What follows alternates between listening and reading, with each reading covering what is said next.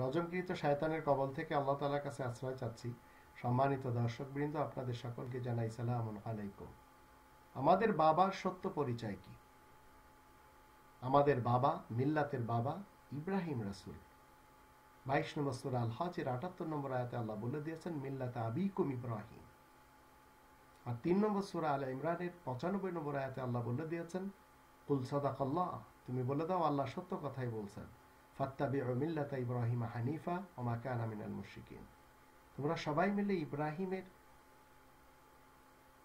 মিল্লাতের অনুসারী হয়ে জীবন কাটাও, ইব্রাহিম মুশরিকদের অন্তর্ভুক্ত না। 3 নম্বর সূরা আলে ইমরানের 67 নম্বর আয়াতে আমরা দেখে নেব আমাদের বাবার সত্য পরিচয় হচ্ছে ইব্রাহিম ইহুদি কিংবা খ্রিস্টান নয়। ইব্রাহিম তো একনিষ্ঠ আত্মসমর্পণকারী মুসলিম, সে তো আর মুশরিক দলের অন্তর্ভুক্ত নয়।